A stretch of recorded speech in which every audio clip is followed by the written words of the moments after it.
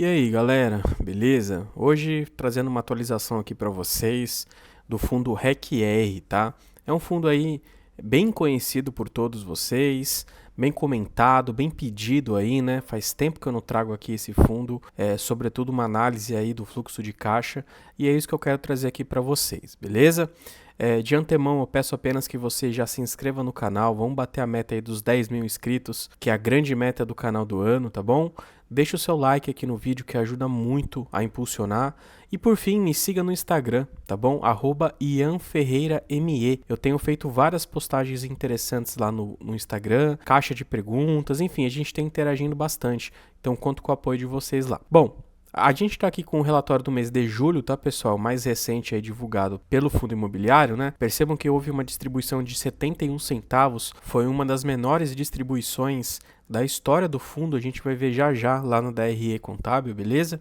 Isso aqui corresponde a um dividend yield de 9,72%, tá? É um dividend yield satisfatório, né, mas muito longe aí do que esse fundo aqui já entregou ao longo da sua história. Chamo a atenção para vocês para o patrimônio desse fundo, né, um patrimônio bem relevante, é um dos maiores fundos que nós temos aí de papel negociados na bolsa, tá? 2,5 bi. Tá, então realmente chama bastante atenção. Perceba que o valor de mercado dele está um pouco abaixo, né? Então a gente está com um descontinho aqui em relação ao seu valor patrimonial, bem interessante. E uma coisa que eu gosto muito desse fundo aqui é que não há taxa de performance, tá? Então eu acho que na verdade nem deveria existir esse tipo de taxa aqui para os fundos imobiliários, sobretudo porque já existe uma grande taxa aí de administração, de gestão, de consultoria aqui, como é o caso. Então, eu sempre tiro o chapéu aqui para fundos que não têm taxa de performance. Beleza? Bom, sem mais delongas, vamos descer um pouquinho aqui o relatório, que tem algumas movimentações aqui do mês, que eu não acho que seja tão pertinente aqui para o canal, mas, em contrapartida, aqui a gente tem um portfólio, né? Isso daqui chama muito a atenção desse fundo, que é um dos pontos mais positivos na minha visão. Por quê? Porque este fundo aqui, ele tem muitas operações, tá? A gente está falando aí, ó, vejam só, de 90 operações, tá, pessoal? Então, veja que são diversos CRIs aqui, a gente está falando de CRIs pulverizados ainda por cima, né? Alguma boa parte deles. Então, assim, é um fundo que tende a ter uma mitigação de riscos muito maior.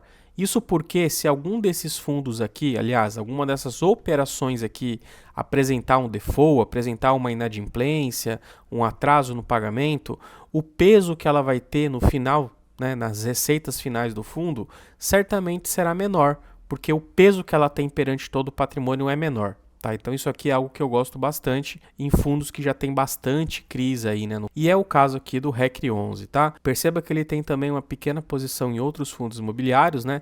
28 milhões aqui no fundo SNCI, da Suno, né, de papel também. 21 milhões aqui no Valora CRI, infra, né, um fundo de infra, e também aqui na Porto Seguro com 52 milhões de reais. Então perceba que ele tem uma alocação muito baixa em outros fundos imobiliários, né? A gente está falando aí em menos de 4%.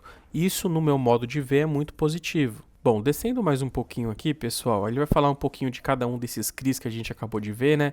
É interessante sim, se você tiver curiosidade aqui em baixar o relatório gerencial e se inteirar de cada uma dessas operações, mas vamos ver aqui algumas informações importantes para quem não conhece ainda as características do fundo, né?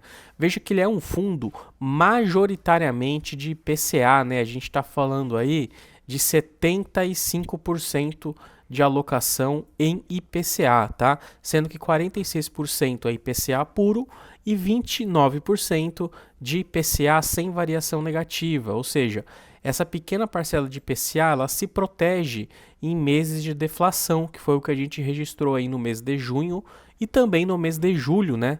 Foram deflações aí que acabam impactando diretamente a receita de correção monetária. E ele também tem 20% em CDI, tá? Bem interessante também essa posição, acaba resguardando o fundo aí em épocas de deflação, como eu acabei de dizer.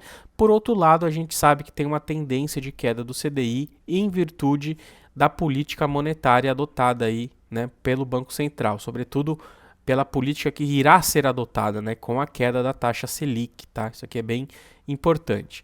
Perceba que ele tem aí 35% de créditos pulverizados, então não bastasse aquele número absurdo de CRIs que a gente acabou de ver, boa parte deles, 35%, são de créditos pulverizados.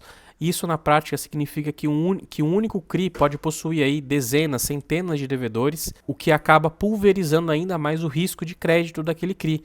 Porque se tiver aí 1, 2, 10, 20 inadimplentes dentro daquele CRI, ainda vai existir outros que estarão adimplentes. Isso faz com que exista uma certa estabilidade nas receitas do fundo, tá? Aqui a gente tem um pouquinho dos tipos de risco, né, da segmentação. Veja que ele tem incorporação, loteamento, hotel, investimento imobiliário, pessoa física, multipropriedade, logística, varejo e utilities. Então veja que é um fundo bem misturado aqui, né, bem mixado. De qualquer forma, o maior peso está em incorporação e loteamento, né? Vocês sabem, loteamento, multipropriedade são setores aí um pouco mais arriscados, mas faz parte da característica do fundo, tá? Lembrando que este fundo aqui é um fundo middle risk, tá? É um fundo de risco médio. Então é natural que ele esteja exposto aí a segmentações um pouco mais arriscadas. Aqui a gente tem um pouquinho do resumo, né, da taxa de juros. Veja que IGPM mais 9,32%, né, e IPCA mais 7,92%.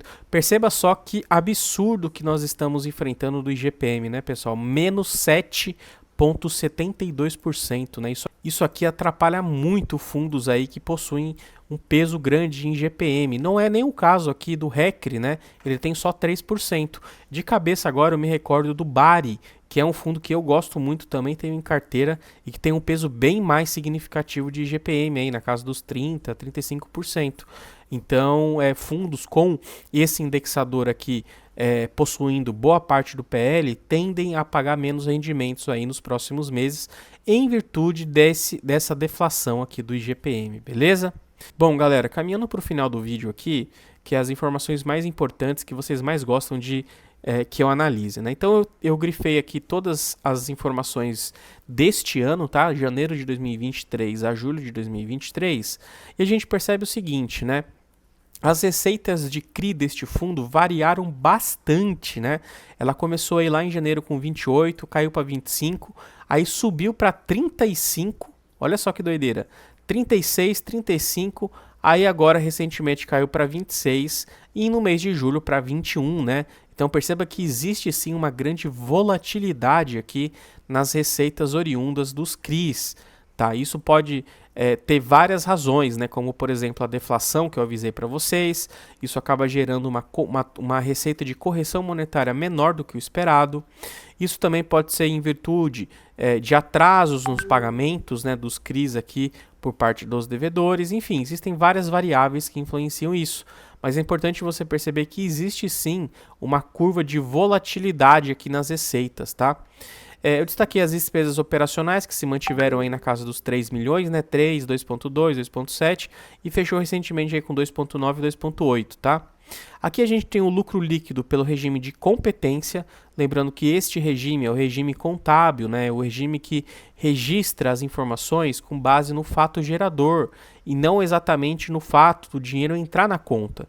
Então você vai ali muitas vezes fazer a escrituração, fazer o lançamento contábil daquela receita que deveria entrar, mas por N razões pode ser que essa receita não tenha entrado no caixa do fundo.